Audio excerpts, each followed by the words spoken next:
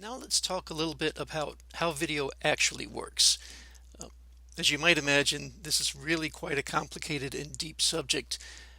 We're not going to do much more than scratch the surface. For an introductory class, you don't need to know a whole lot about it, but there are four things that we do need to talk about. Resolution, which is the overall what's a good synonym for resolution? I don't know. Let's say quality of your image in terms of how many pixels are being used on the screen. Aspect ratio talks about the shape of the rectangle that bounds your video. Frame rate is how many images go into 1 second of your video. And scan type talks about how the image is actually constructed. Now, we're working in an American university in America. So the standard that we follow, the set of standards is called NTSC, which is short for National Television Systems Committee. This is a standard that's been around since the 1940s, believe it or not. Yes, the television you're watching right now, the video you're watching right now has its root in a technical standard that's 80 years old. How crazy is that? That's pretty darn crazy. There are other standards around the world. PAL and CCAM are the two biggies. But for our purposes, we're just going to focus on what NTSC is. So let's take a look at these four elements I described. Resolution is simply a measurement of how many pixels and how many lines of pixels are used to put your image together. Right? So the way that video works, the way that television works, is that there are a number of lines, and each line is subdivided into a number of dots. Each of those dots is called a pixel. So how many pixels wide, how many pixels tall?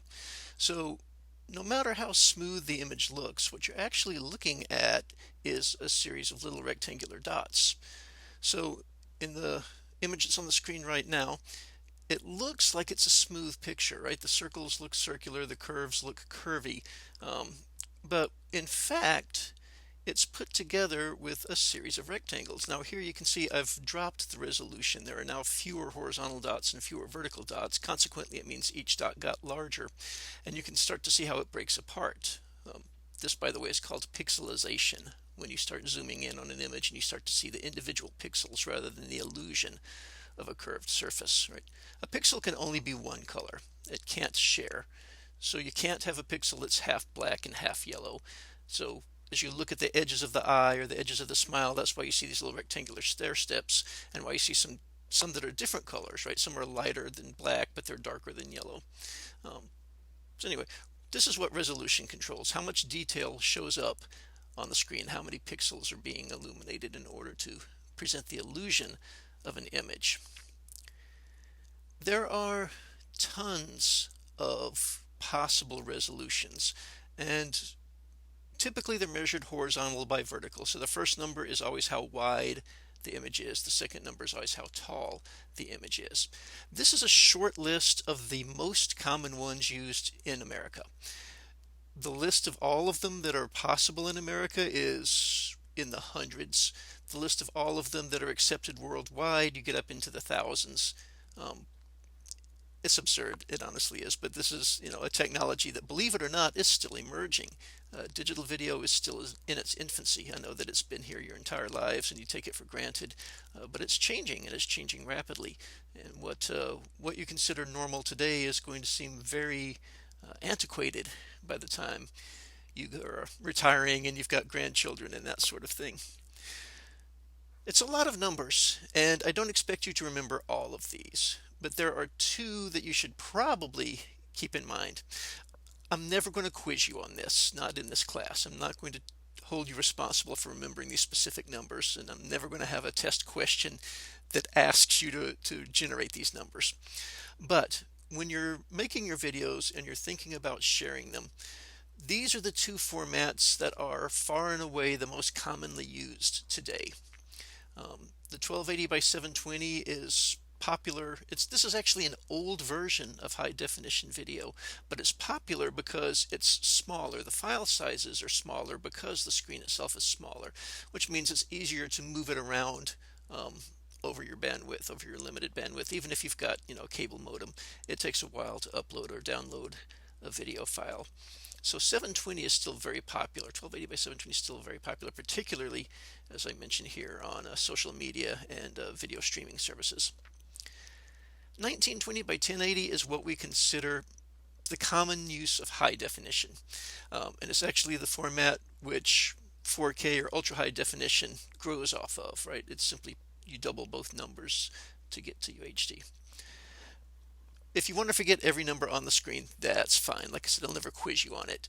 But the two that you see outlined in red there are the two that you probably should be aware of as you move forward through life sharing videos in common places like, again, YouTube or TikTok or any of these places. Aspect ratio is simply talking about the shape of the square that you're using to share the video, or usually it's a rectangle. Instagram uses a square image, but most platforms use rectangular ones. You measure it one of two ways. You can either talk about what is the smallest grid made up of squares that you can use that will actually fit perfectly inside the screen, or you can divide the length of the long side by the length of the short side and express that as a ratio. Okay, let's take a look at this. So what you've been seeing changing on the screen is the aspect ratio of my video. This square is 4 by 3, or sometimes it's called 1.33 to 1.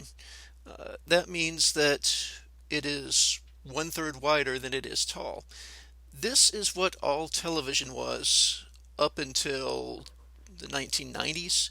And this is actually what all movies were up until the 1960s or so. It's just the first shape that emerged when people were developing motion pictures, and then when television was developed, it copied what Hollywood was doing in terms of this square.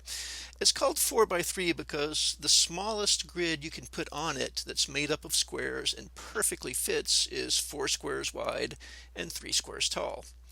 And again, if you divide 4 by 3, you end up with 1 1/3 or 1.33, so you call it 1.33 to 1.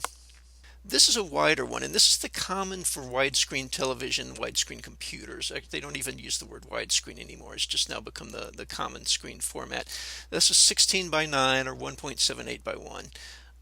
It's called 16 by 9 because the smallest grid made up of squares that will fit perfectly inside it is 16 squares wide and 9 squares tall.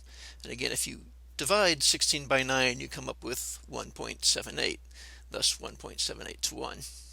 When you take these common things and put them together, one square does not fit on the other.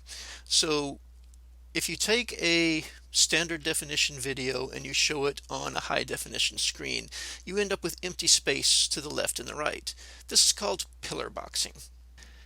If you go the other way, if you take a high definition image and shrink it down to fit on a standard definition screen, you end up with empty space at the top and the bottom. This is called letterboxing. 4 by 3 and 16 by 9, or 1.33 to 1 and 1.78 to 1, are not the only commonly used aspect ratios in this country today. When you go to movies, they tend to be much wider. 2 by 1, 2.35 by 1, 2.85 by 1. You get into screens that are so much wider than they are tall. But this is a trend that at least digital video hasn't really embraced yet. And again, this is a jockeying of standards. People are experimenting with different technologies, with different aspect ratios, with different combinations of visual elements to see what eventually is going to end up with what works best, right? So for the class, my expectation is that your cameras will mostly be working in 16 by 9. Although film and video are sometimes referred to as moving pictures, they actually are not, right? You've paused a playback before, and what you see is not a moving image, it's a still image, right? So what video is, what film is a series of still images that are just displayed very quickly, one after the other. Any given image is only on the screen for a fraction of a second, and that creates the illusion of movement, right? This is the principle by which animation works as well. How many of those images? Now, each image, each still image is called a frame, right? So we measure this in what we call frame rate, which is how many frames in 1 second are displayed. So how many frames per second, FPS. So let's take a look at this little dance number and see what a difference this makes. So this is what it looks like as it was shot at 30 frames a second.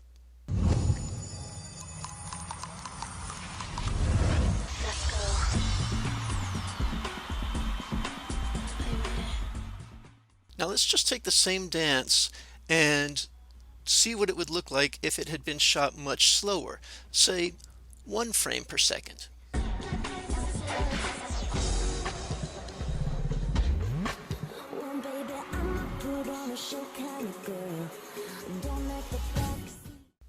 Let's speed it up a little bit and see what we get.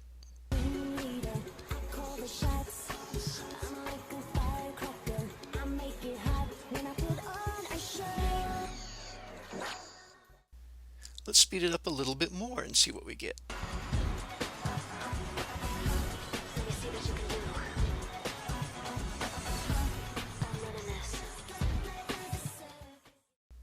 Let's speed it up a little bit and see what we get.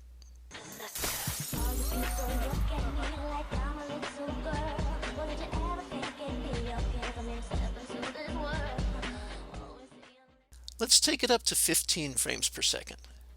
Now this is half the frame rate that it was originally shot at, but it's beginning to look like smooth video.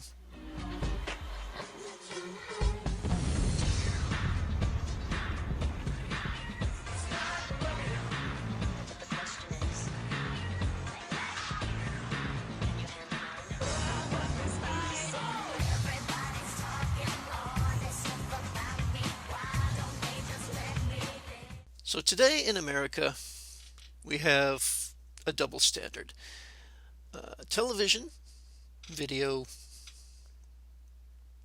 streaming video usually, all run at 30 frames per second. So for every second of video you're watching, there were 30 still images displayed there.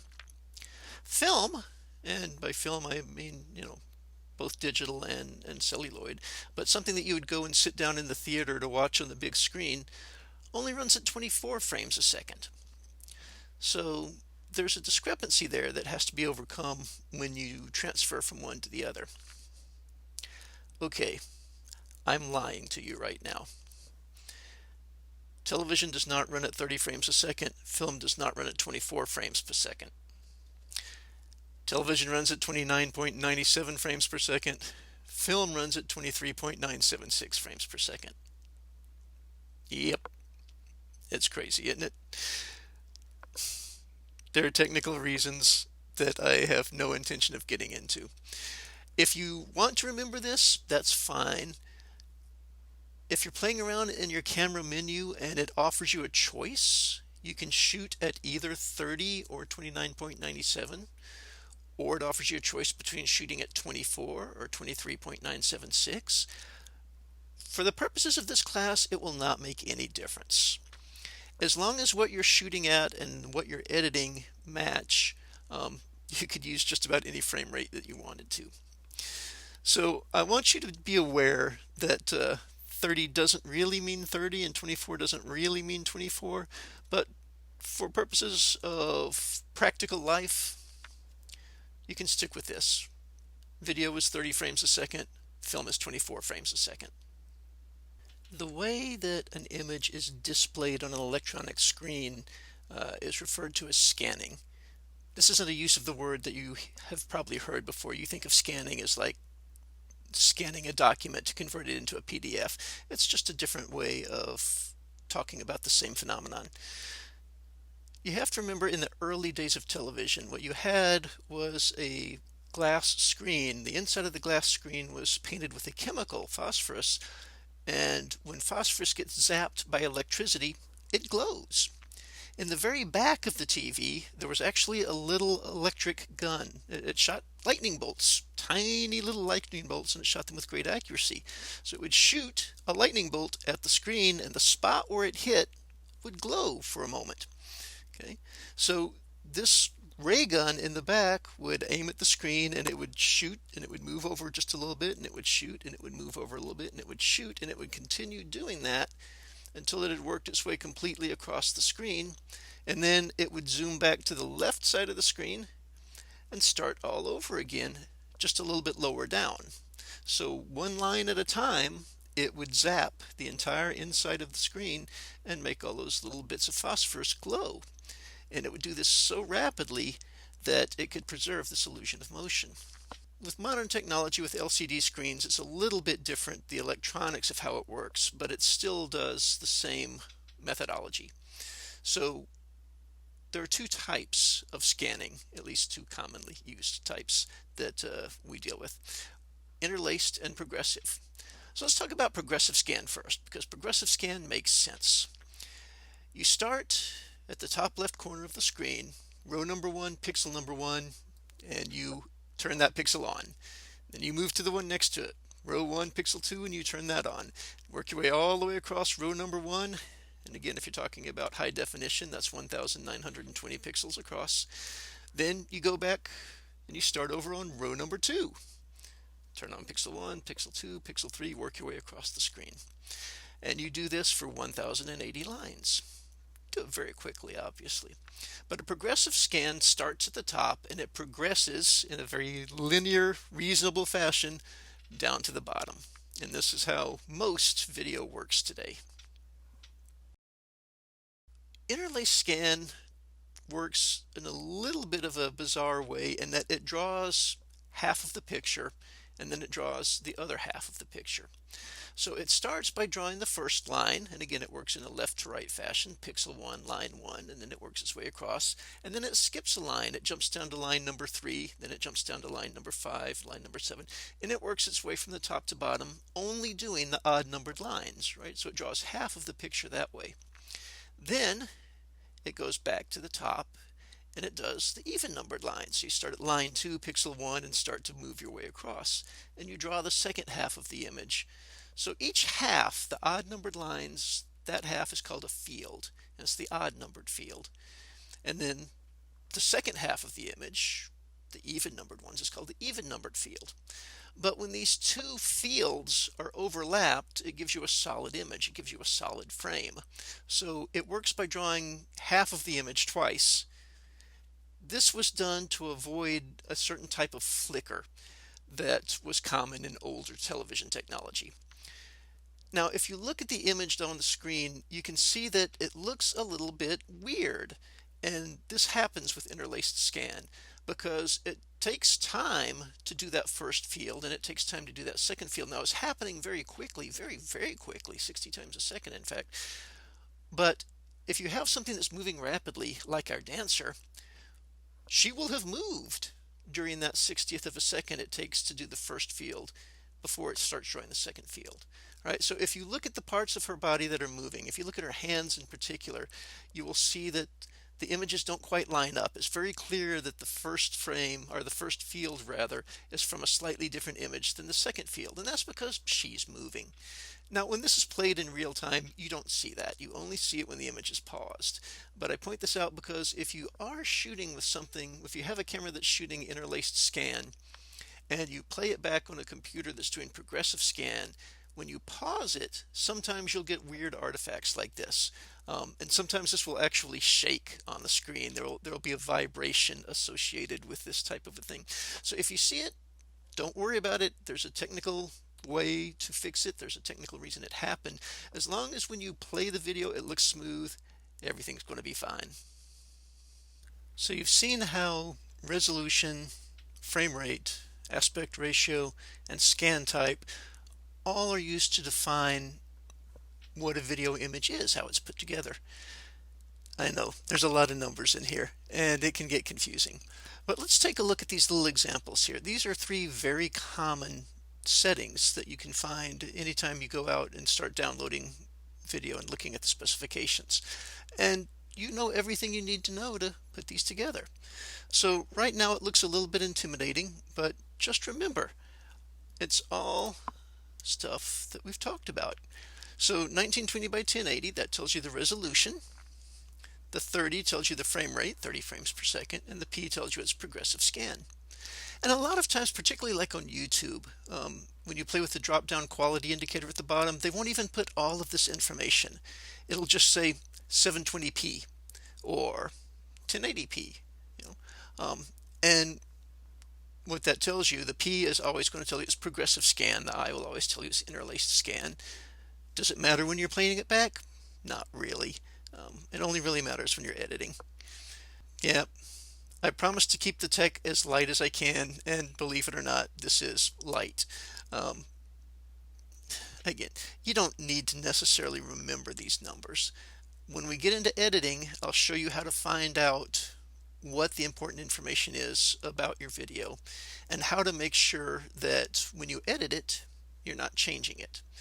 Because that's when weird stuff happens. When you start changing the resolutions or changing the frame rate or changing the scan type or changing the aspect ratio, weird stuff can happen. Sometimes neat stuff can happen, but we'll get there. So for now, just let this kind of soak in. Again, I will not quiz you on the specifics of this, but this is the sort of thing that moving forward it's going to be really handy to know. And if you do come back for the 300 and 400 level classes, then we'll start getting into some specific things that you will have to memorize. But for now, just be aware that this exists and that it's out there.